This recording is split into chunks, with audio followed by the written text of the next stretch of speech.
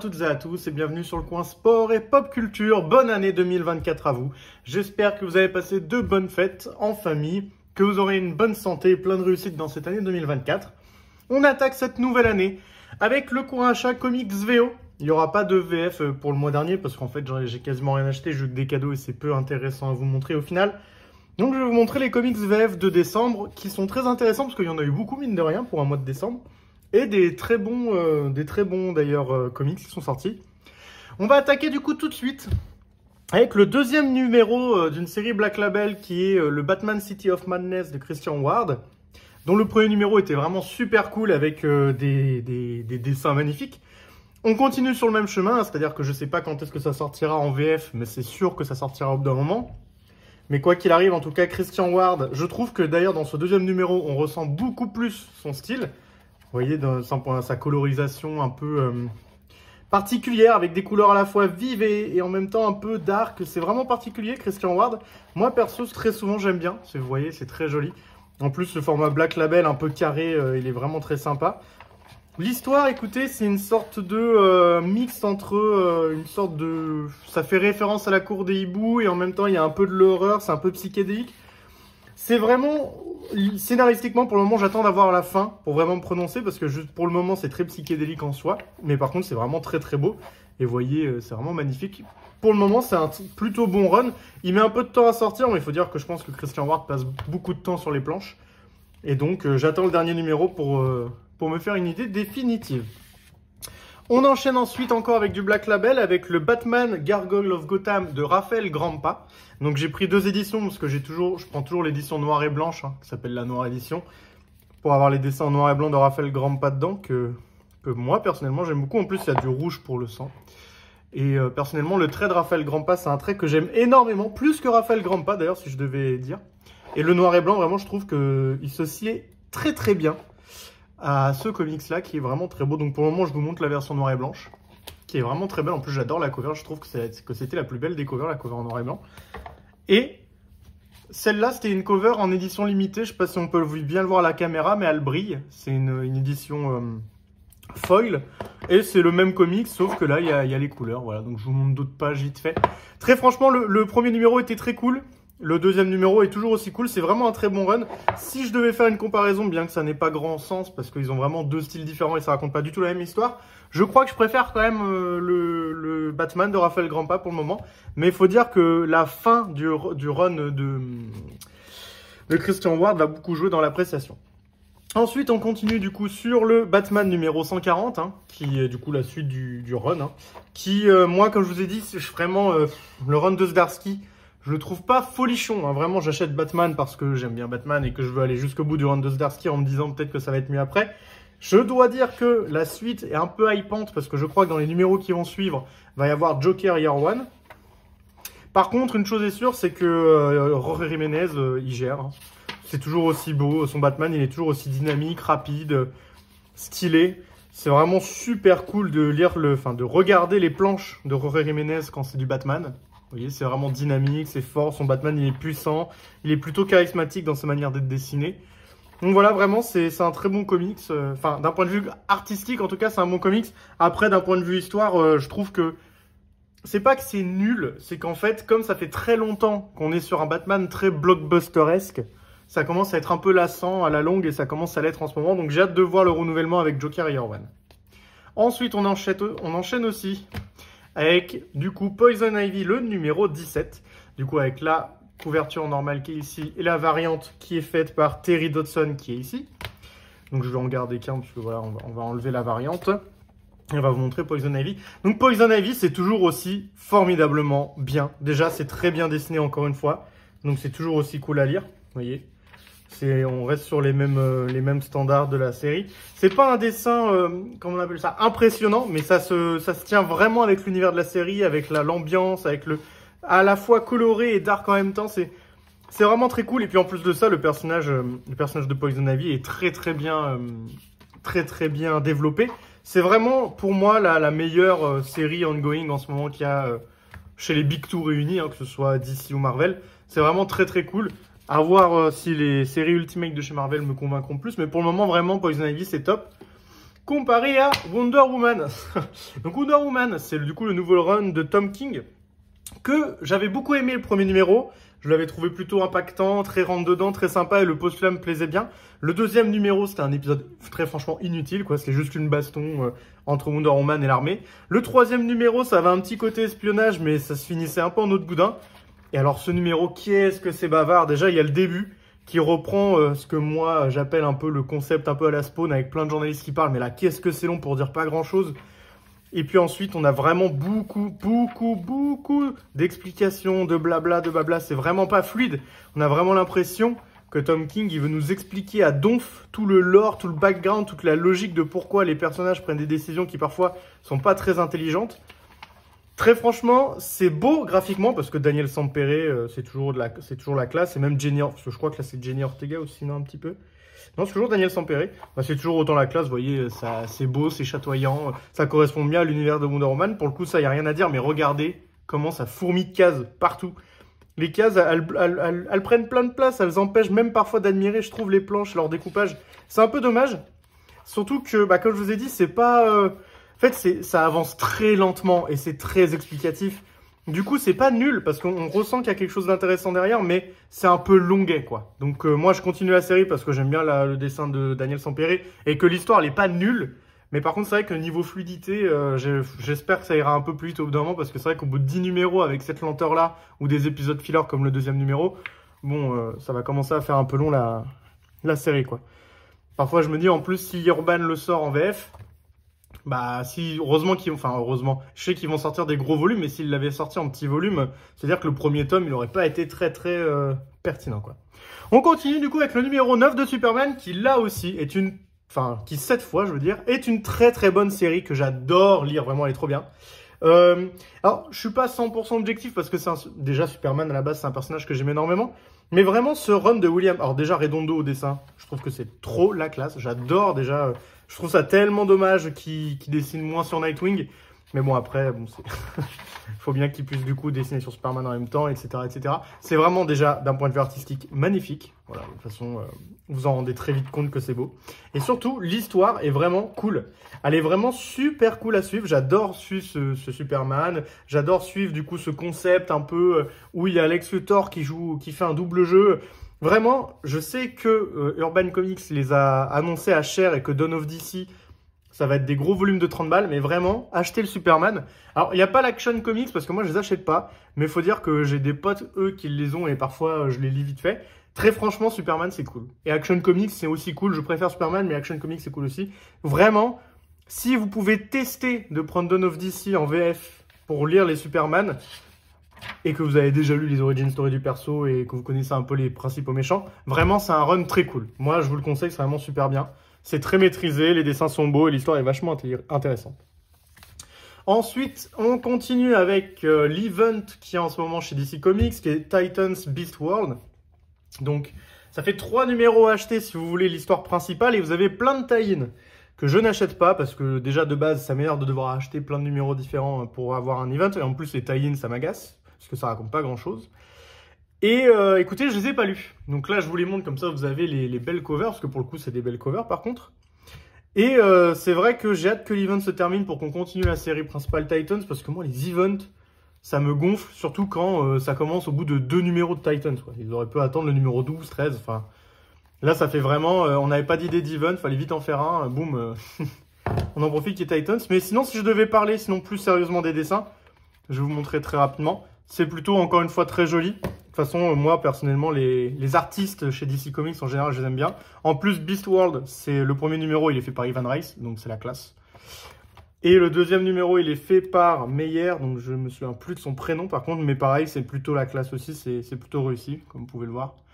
Donc, écoutez, moi, pour le moment, j'ai pas encore lu Beast World, je vais probablement faire un coin comics VO dessus, pour expliquer ce que j'en ai pensé. Mais c'est vrai que ça, enfin, les events, c'est pas ma cam en général. Ici, on est du coup sur Outsiders, qui, comme vous pouvez le voir dès cette double page, est très joliment illustré par Robert Carré. Et qui, écoutez, est vraiment une série, enfin, je vous l'avais déjà dit dans le achat comics VO précédent, une série coup de cœur et très étonnante parce que je m'attendais pas à ce que ce soit bien. Parce que le premier numéro, je l'avais acheté en allant chez Pulps Comics, qui est l'endroit où j'achète mes comics VO. Et en fait, je me suis dit, ah, j'aime bien Batwoman, j'avais adoré le run de J.H. Williams 3, et sur Outsiders, je sais qu'il y avait Batwoman dedans. Ça m'a intrigué, j'ai pris le premier, j'ai trouvé ça très sympa, j'ai pris le deuxième et c'est toujours très cool. Donc je sais pas si j'avais réussi à bien vous l'expliquer, mais en fait c'est un mélange, si je devais pas trop vous spoiler, parce que c'est un peu dur de pas trop spoiler, c'est un mélange en fait de Tomb Raider, d'Indiana Jones et de super-héros, dans le sens où c'est une sorte de trio qui part à la recherche de vestiges, d'anciens monuments, d'anciennes créatures. Et leur but, c'est de régler les problèmes qui sont liés à ces vestiges et créatures-là, dont les vestiges et créatures sont dus aussi au multivers ou à diverses choses qui sont arrivées dans l'univers. Mais vous avez vraiment pas beaucoup besoin de lire autre chose, car tout est contenu, tout est expliqué à chaque fois, chaque numéro. Et à chaque fois, alors en tout cas, là, il n'y a que 2 numéros, donc je sais pas, mais en tout cas, les 2 numéros sont 2 petites histoires différentes, très sympathiques. La première, c'était plus un concept on va dans une sorte de volcan, donc c'était une aventure un peu souterraine pour le volcan. Et là, c'est beaucoup plus sous-marin. Donc vraiment, c'est très cool, Outsiders. Je sais pas si Urban va y publier un jour. Ce serait dommage, parce que très franchement, c'est une super série. Après, je sais qu'en France, on n'a pas super bien aimé Batwoman en termes de vente. Hein. Et c'est vraiment très dommage, d'ailleurs. Si vous trouvez un jour Batwoman de J.H. Williams 3, achetez-le, c'est vraiment bien. Je sais qu'il existe en intégrale, mais Urban n'a toujours pas sorti la deuxième. Mais si vous les trouvez en single issue, en petit tome, je crois que c'est 4 ou 5 tomes, si vous les trouvez dans vos Gilbert Joseph ou quoi que ce soit en occasion ou sur Vinted, prenez-les, vraiment, c'est du super travail. Un peu la fin qui est en dents de scie à cause de l'édito chez DC, mais sinon c'est très cool. On enchaîne ensuite chez Image, parce qu'il n'y a pas de Marvel ce mois-ci, avec Geiger, Ground Zero, qui est du coup la fin du préquel de la saga Geiger, qui nous explique du coup un peu comment Geiger est devenu Geiger, ses relations auparavant. Et c'est toujours très très cool. Moi franchement, le Ghost Machine, donc l'univers The Unnamed, et du coup le nouveau label de Geoff Johns, c'est Gary Frank. Je suis archi fan. J'ai très hâte que son nouvel univers sorte. Vous voyez, j'ai déjà précommandé Ghost Machine, donc vous le verrez dans le comics achat du mois prochain. Et vraiment, j'ai hâte de voir la nouvelle série Geiger Ongoing. Ça va être vraiment super cool, c'est un super univers. Je peux pas trop vous en parler Geiger en vrai, parce que vous devez avoir lu Geiger principal, parce qu'il y a quelques petites refs. Mais globalement, c'est super cool. Gary Frank, c'est vraiment la surclasse. Et c'est vraiment cool parce que au final, on a énormément de mal à comprendre, pas à comprendre, mais en tout cas à catégoriser le personnage de Geiger. C'est pas vraiment un héros, c'est pas vraiment un méchant. En fait, c'est un peu un citoyen, enfin un citoyen, oui, c'est ça. C'est un citoyen lambda qui a eu des pouvoirs par inadvertance. Et même lui, c'est un peu une malédiction. C'est vraiment très cool en tout cas. Le deuxième numéro est cool et c'est 2 sur 2. Je ferai peut-être un comics aussi, un comics VO dessus. C'était vraiment très cool. Ensuite, je les enchaîne les 4 d'un coup parce qu'ils sont dans le même univers. On enchaîne sur Spawn, sur l'univers Spawn de Todd McFarlane. Donc on va faire très rapidement parce que les 4 ne veulent pas s'aligner. Donc le premier évidemment c'est Spawn, hein, le numéro 348 avec cette très belle cover de notre ami Zé Carlos. Parce que j'adore vraiment les covers de Zé Carlos, je les trouve magnifiques. Donc Spawn, hein, on continue sur du très bon taf avec de Carlo Barberi on fire sur chaque page. Vous le savez, je suis archi fan de Spawn. Sur ma chaîne YouTube, vous avez une vidéo pour vous expliquer comment débuter Spawn, que je trouve un peu longue parce que je parle beaucoup et je montre pas beaucoup d'images. Mais par contre, vraiment, j'essaie de vous expliquer au mieux ce que je vous recommande pour débuter Spawn en VF. Et vraiment, je vous recommande débuter Spawn, c'est vraiment génial. Et donc pour le moment, Spawn 348, c'est vraiment cool. Ça se lit pas mal. Ensuite, la série, qui pour moi est la meilleure série en ce moment dans les ongoing de Spawn, c'est Gunslinger. Gunslinger parce que déjà ça se lit quasiment indépendamment des autres. Elle se trouve en VF aussi, hein, c'est vraiment très cool. Et en plus de ça, les dessins à l'intérieur. Donc avant on avait Brett Booth qui est parti au numéro 25 pour nous laisser avec Dexter Soil qui a un trait un peu similaire, très épique. Que je vous compte. Enfin regardez, c'est vraiment ultra la classe. Regarde, hop.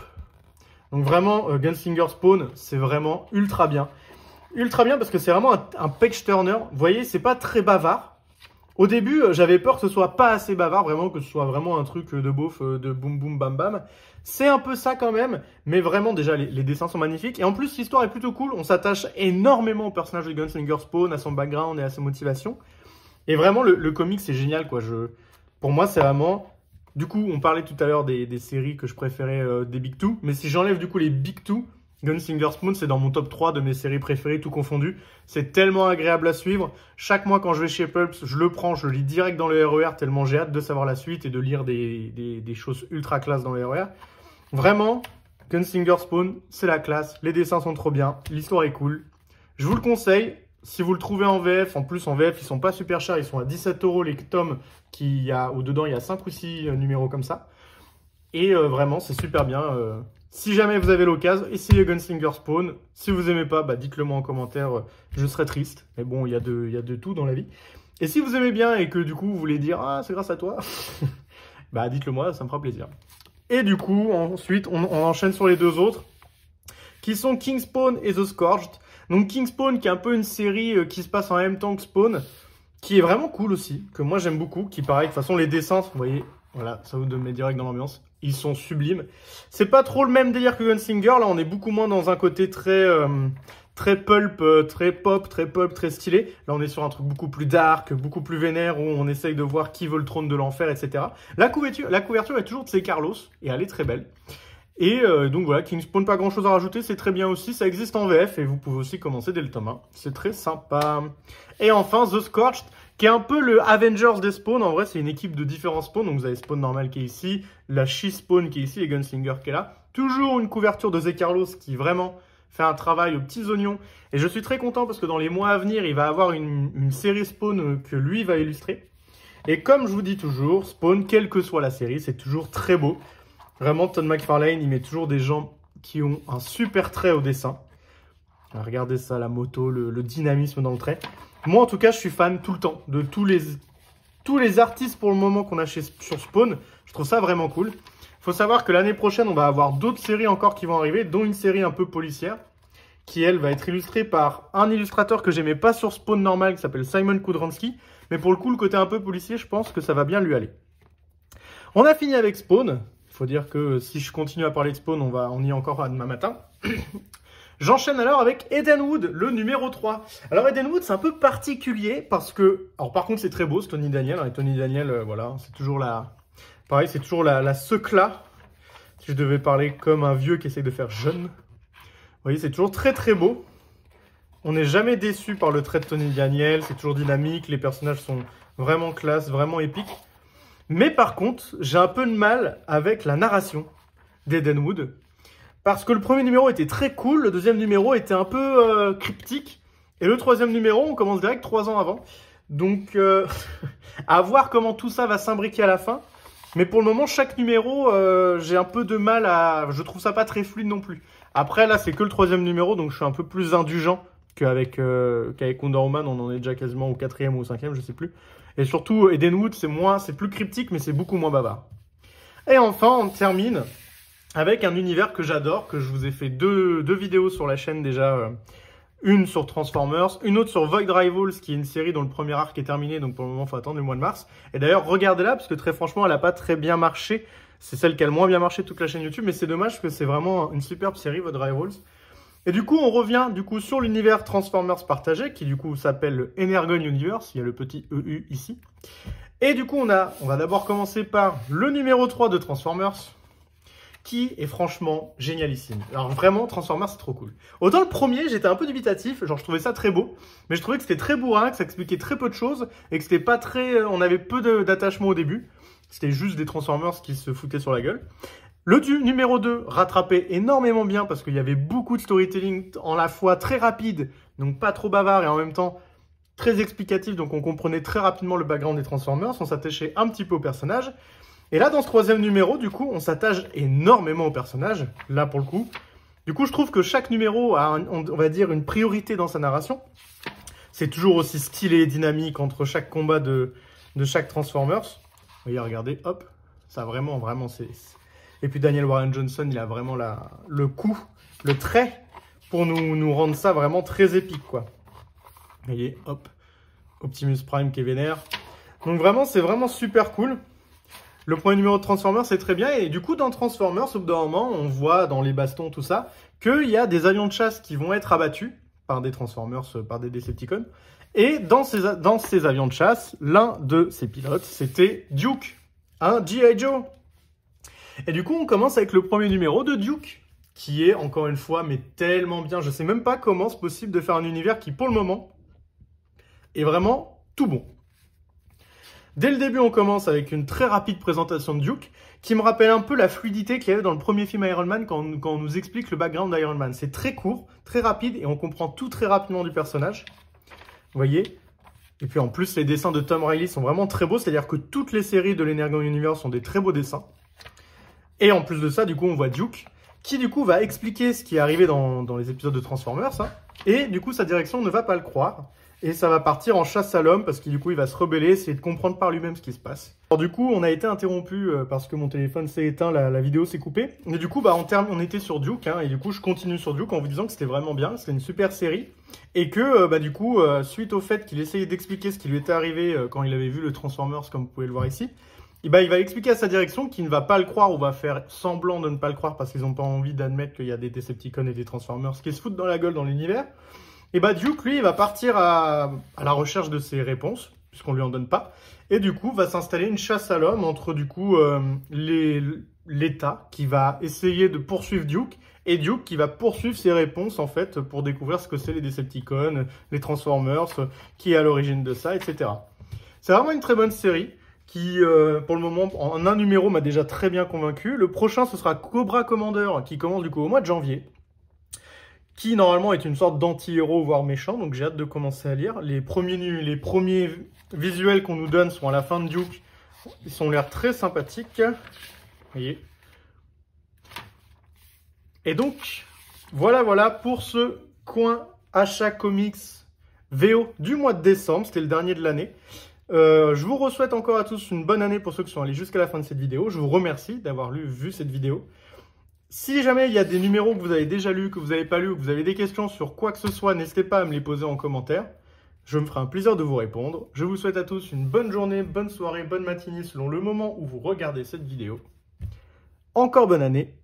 Tchuss à tous, lisez des comics.